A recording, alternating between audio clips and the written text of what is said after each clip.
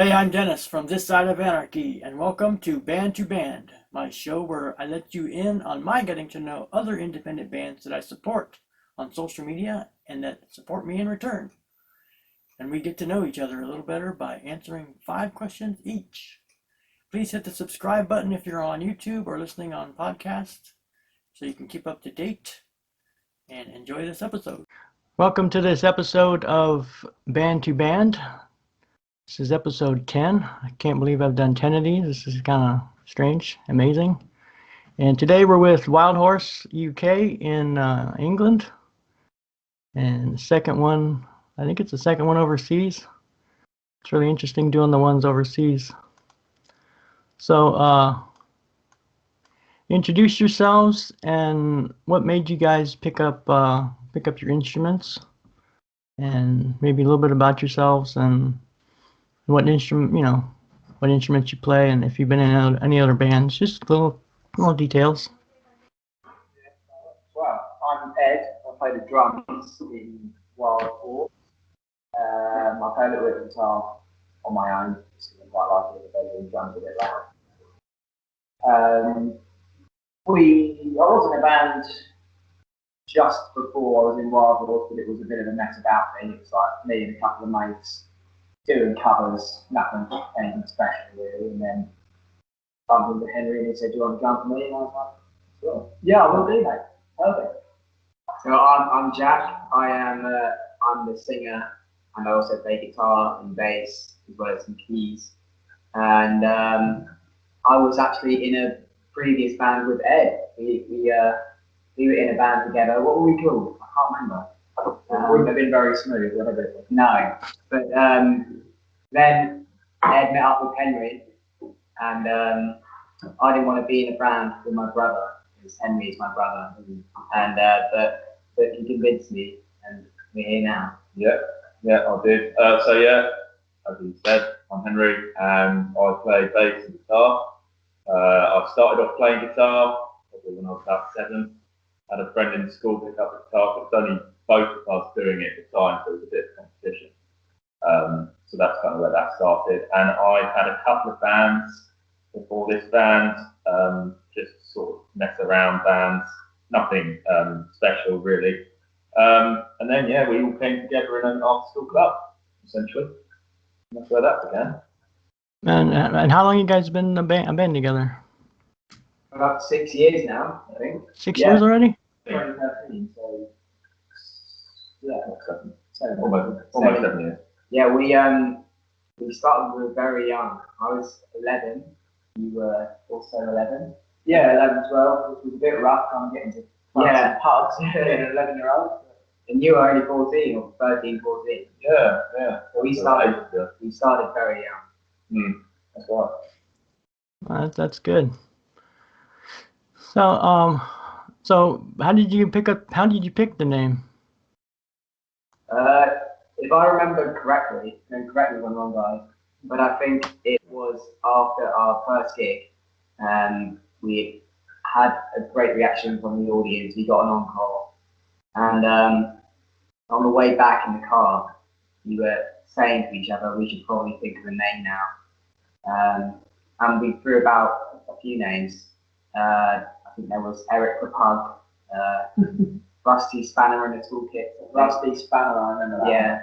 And then Wild Horse came about. I think it was basically all three of us who collaborated on it. So one of our biggest influences was and still is the Rolling Stones.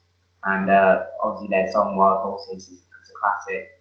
And also we really liked Neil Young. He had a band called Crazy Horse. And I think we sort of merged it together to make Wild Horse. So I think that's where that came from, really. Yeah, certainly. Yeah. Awesome. So is there another band named that, or did you just put the UK on there to just let people know where you're at, or how's that work? So the Wild Horse UK thing, that's our social media tags,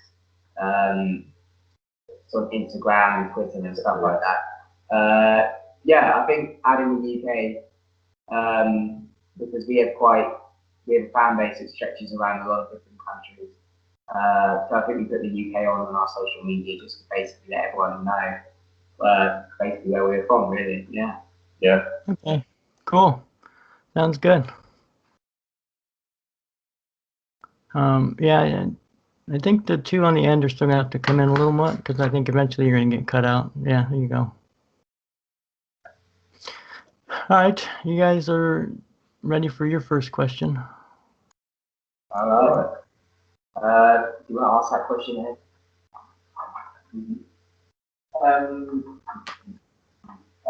What were your main reasons for starting the show? Well, I began social media only a few years ago, I think now, almost 2 years ago, and been really getting collaboration and stuff. And I really don't know. It was just this passing thought. I'm like, you know, it's just like we all support each other, and I don't, I don't, I don't get to know the bands that much because I think all of us we're all doing our own thing, and it's like we're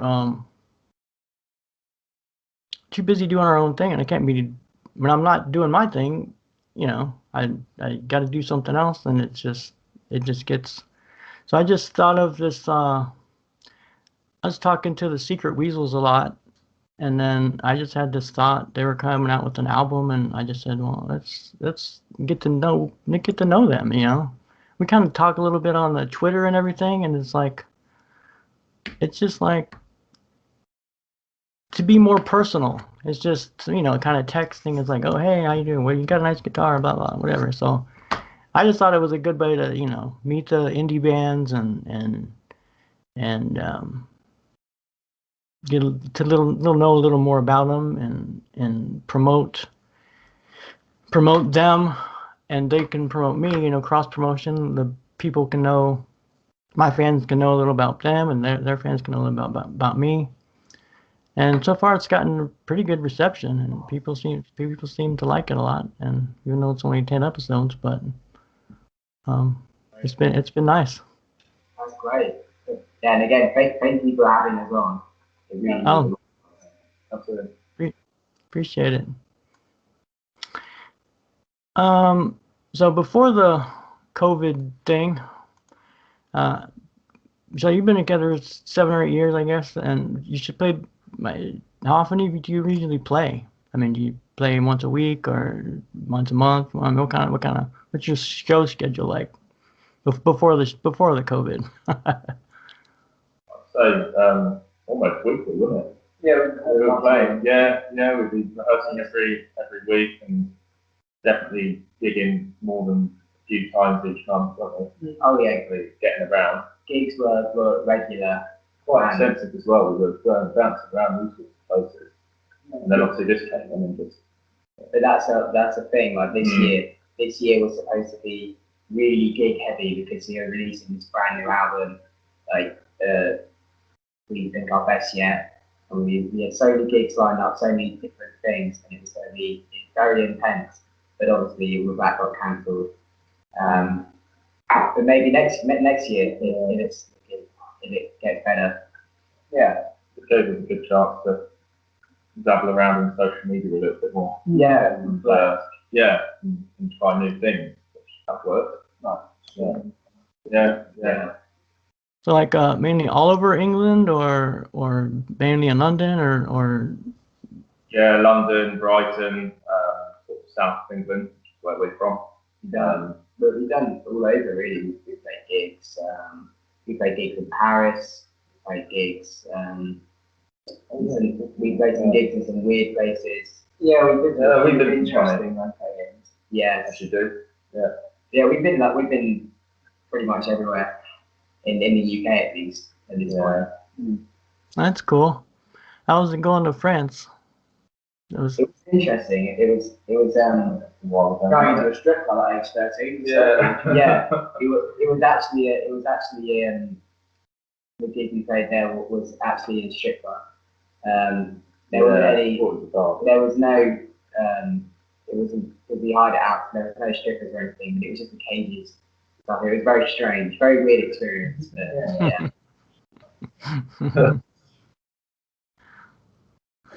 So I'm a little clueless on the UK.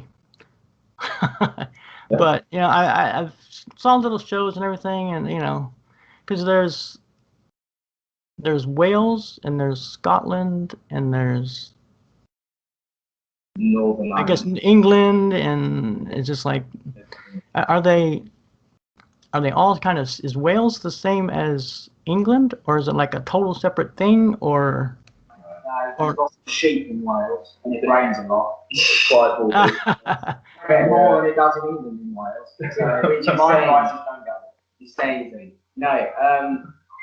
So basically, with the UK, it's basically, what is it? It's England, Scotland, Wales, Northern Ireland. So it's 4 different countries, but they're brought together by a union. So the 4 countries are England, which is where we're from, and you've got Scotland, you've got Wales, which is its own country, and then you've got Northern Ireland, and they basically are together under one. So the government controls the whole of the UK, although places like Scotland and Wales and Northern Ireland, they do have their own sort of devolved sort of governments. yeah, A little bit like in the US, how you have like state governments, state governments, yeah, a bit like that. that's kind of interesting. Yeah. Kind of interesting. Let's see. So, how's the management thing going? Does your manager get all the gigs, or he like just promotes you, or? But yeah, our manager's great. We will do a lot of social media. A lot of our social media is controlled by him. He controls the Twitter and Facebook, and he's very good at promoting and getting attention to things.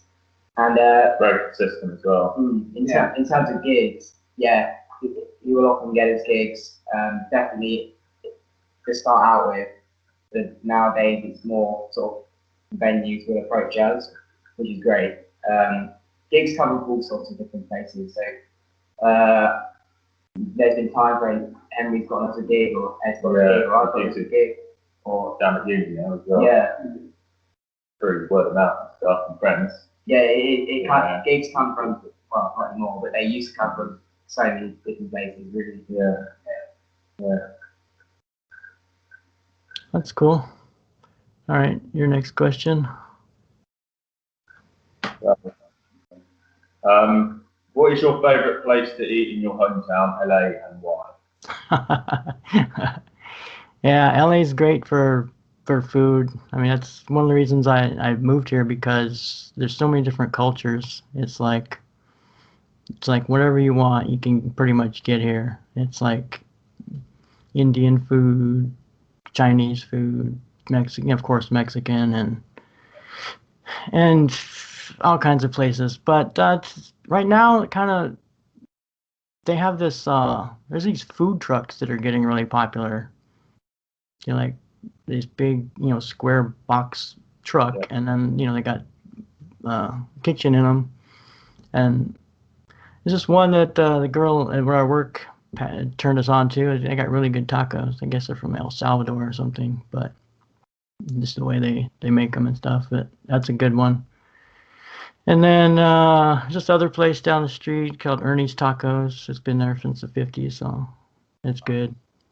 And Chinese, there's a place called Golden Chopsticks, and there's another one called Gourmet 88. Those are 2 of my favorite Chinese foods. But I mean, I like pretty much everything. Italian, Polish, Chinese, Thai. I like a little bit of everything. A little bit of everything on my plate. Definitely into our Chinese as well. Yeah. In fact, we're actually going to go and get a Chinese after this. After this. Yeah. Cool. Yeah. That's great.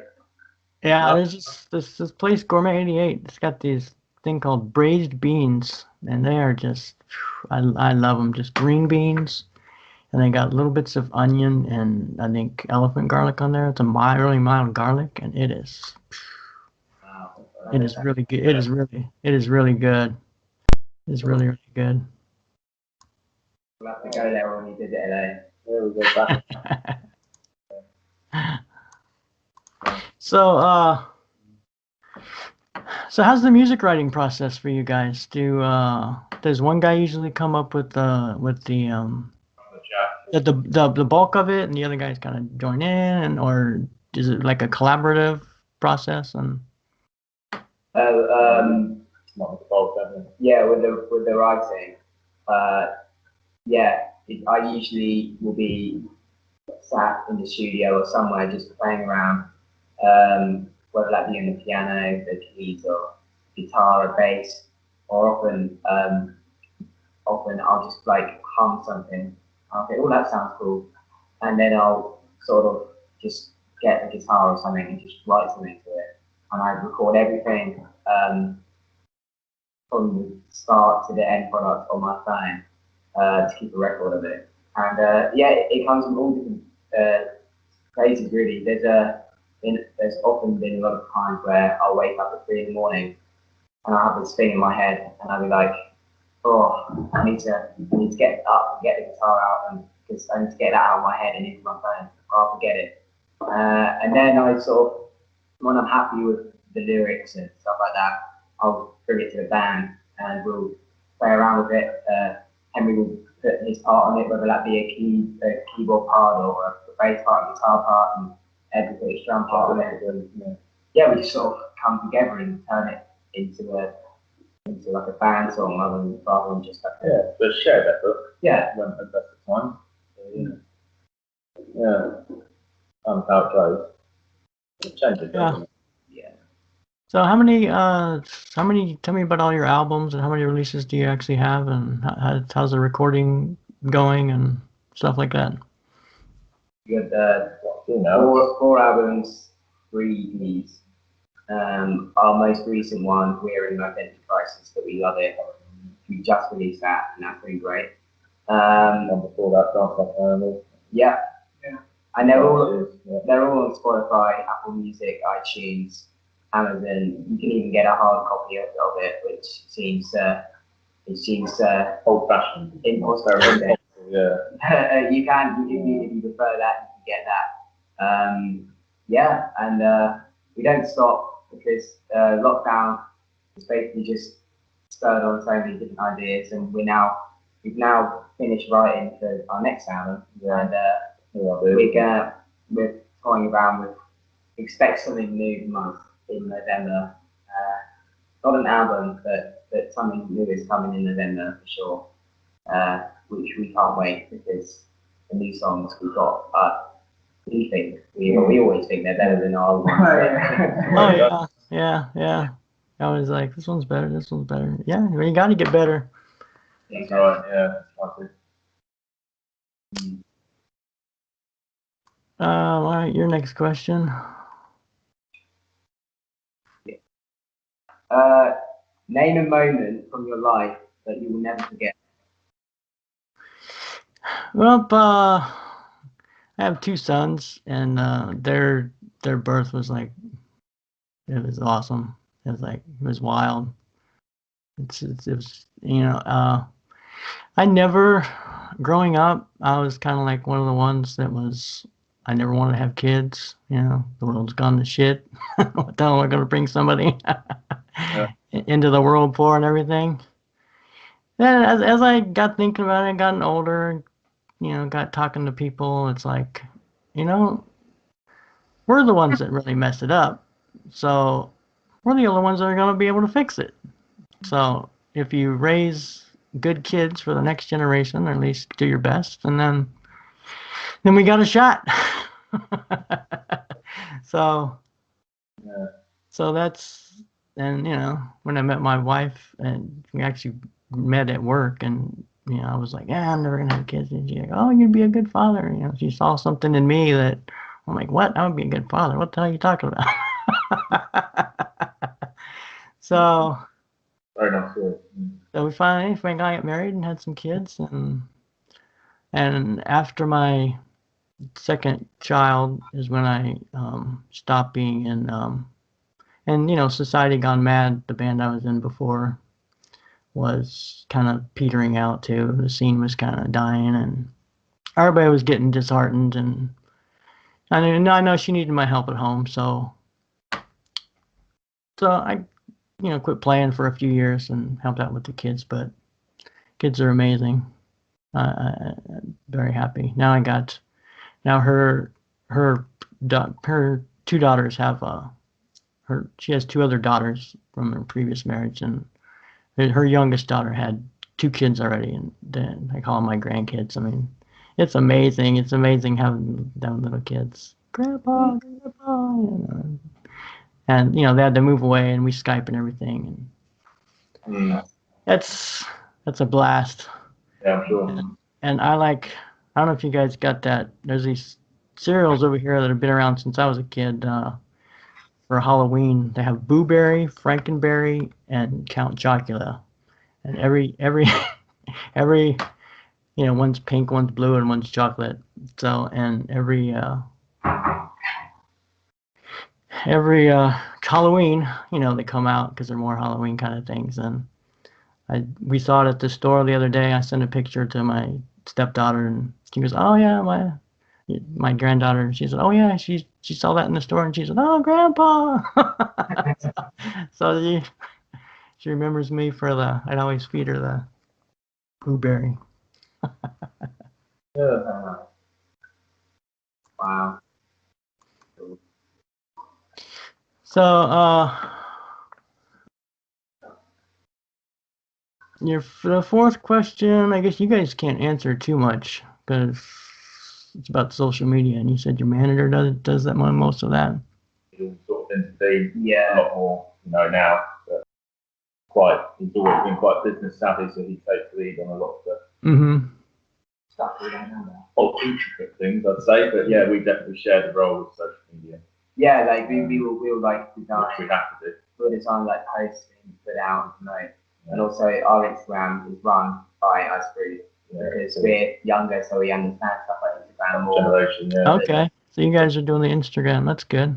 Yeah, that's right. Put it on that, and we'll design content and photos. Yeah, all the content. Videos and stuff like that is all done by us. So yeah, exactly. That's good. So, do you find? I mean, I'm sure you find it advantageous, but you keep getting, more likes and fans, and it's probably more better now that the COVID, to connect with your fans and stuff. Yeah, for sure. Yeah, I think with social media is now one of the only ways, really, even COVID. Right. Without it, we would have been fairly. Yeah, probably didn't jump. Kitchen birds. Didn't know other way of getting started out, really. That's it. Gig or no. And now. Yeah. All right. Next, your next question. Right. Yeah. Who is the best band or artist you've seen live and where?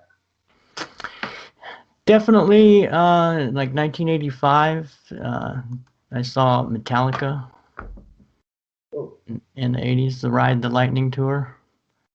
That was it was at a little place that probably held maybe not even 2,000 people. It was like a little club. Yeah. It was freaking amazing. I mean, I loved their first album, and then Ride the Lightning came out, and then they played with Armored Saint, somebody else, God, I can't remember, and then Wasp, and then Metallica. And then Wasp came out, and they were so cheesy, and in their leathers and all kinds of weird. And he had the back of his pants cut so you can see his ass, and I'm like, oh God, really? And then putting on all this weird show, and then Metallica just comes out and just jeans and t-shirts and just blast through Ride the Lightning, and that was freaking amazing. Yeah, it sounded. That's cool. Yeah, and then I couldn't even imagine seeing them at a big venue. Just like it was. I mean, you're right there. like 1,000 people. It was amazing. It was like real amazing. And then a few of the other concerts way back was I liked ZZ Top was a good concert. Styx was a really good concert. Styx had a really good show because he kind of had that theater feeling to it, and it was really, even though it was a bigger place, it felt like personal because it was like a theater feeling. So, all right. So what kind of TV shows are out there? You don't watch any American shows? You watch any mostly Netflix? Is this what everybody does too, or what? Yeah, Netflix has got a big thing over here. I think Netflix is big everywhere. Right? Yeah. Most things people watch on Netflix now. Really. Well, I just watch old films. Old films, like Snatch. What's Top Gun on repeat? But there's quite a lot of American films that are like known over here, or like American TV shows like Friends, Everyone's Friends, or The Big Bang Theory, or is Legally Blonde American? I think Legally Blonde is American. I think so. But then you have like pure British shows like EastEnders, which no American would ever have heard of. EastEnders is very much East London, sort of Cockney, what mate, that kind of thing. No American ever heard of. Yeah, there's a whole variety of TV shows out here. What about in America? Yeah, I used to watch way back. They had some channel had the young ones. Have you remember that was like that was great. I love that show. And then Benny Hill I love Benny Hill. Benny Hill was always awesome. Yeah. Right.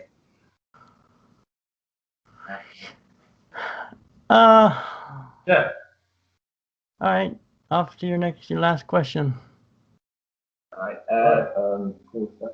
Okay. So we've actually got a fellow LA resident that's living in a house not too far from us in a minute.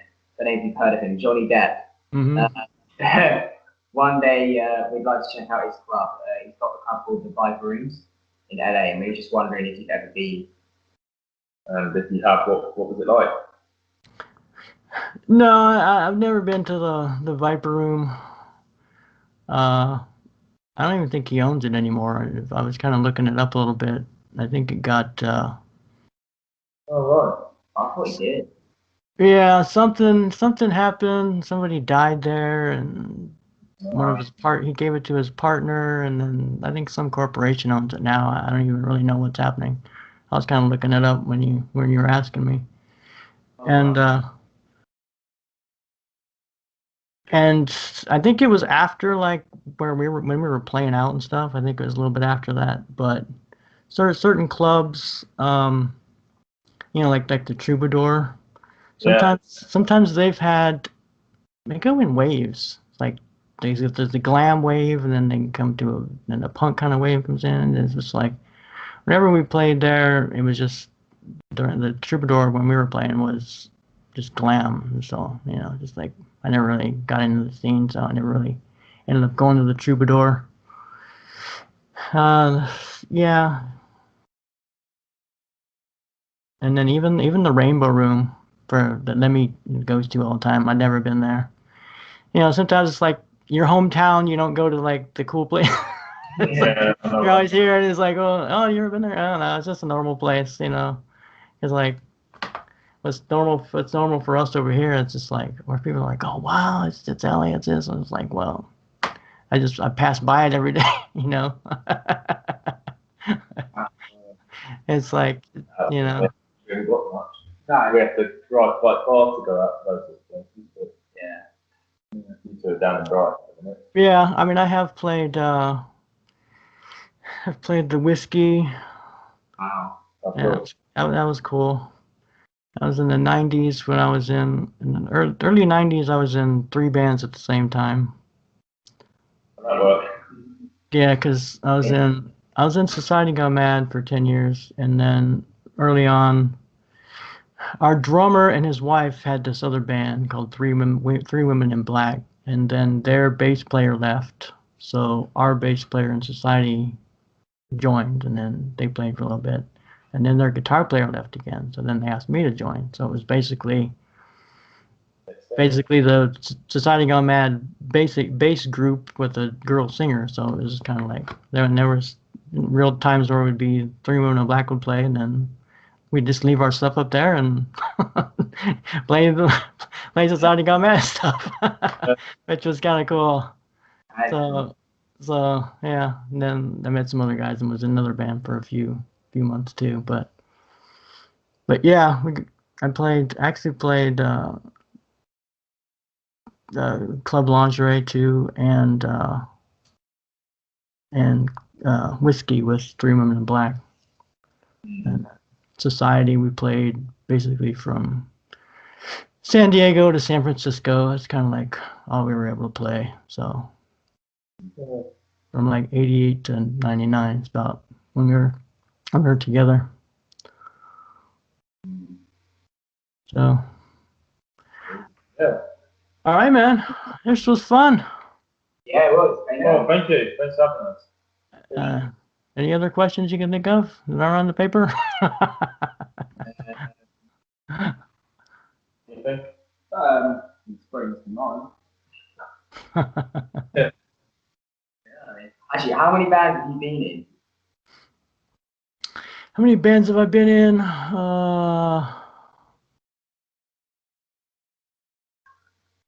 Well, I'd say that I was in the 80s. I was in like a cover band for like 3 years. We were called Stripes. It was mainly in the middle of the country. When I was in the Air Force, I was in the Air Force during the day, and we practiced at night and played on the weekends. And we played mainly covers. We had a few of our own. We played the range from Eddie Money to the Romantics to Circle Jerks to Judas Priest. I mean, we had a wide variety of you know. Yeah. So, and it's in the middle of the country. It's kind of different because there's not that many people there, and people come to see. There was this one town we played. We pulled up, and there was like 3 buildings. And when we pulled up, the sign said population 7. Wow. And I was like, what the hell is going on here, you know? But we were guaranteed, people are going to show up. I'm like, they had a hall and a gas station and like a couple houses, and that was about it. But it was true. People came here. The kids were like, oh, I came 300 miles to see you guys, man. There's like nothing out there, you know? It's just a big empty things, and this place had a hall, and people just came from miles to play. That was the weirdest thing I ever experienced. Yeah, I was in that band for 3 years, then I moved back east to Ohio, and I was in a metal band for like a couple years called Next. We almost had our own album out, but it didn't make it. And we played some, Metallica, Twisted Sister, and in our own covers. Played around Ohio State area, all around Columbus. Then I moved to LA. I was in Society Gone Mad and Three Women in Black and Man Can't Live. And now, since 2000, I've been on my own in This Side of Anarchy, doing everything. Yeah. Pretty much do everything myself right now. That's great. Yeah. Write, mix, master. Just whenever I get time, I come up with lyrics and music, and it's easy now doing it all on the computer. Yeah, that's it. So, so that's it, man. Appreciate you guys being on the show. Thanks for having us. Appreciate that.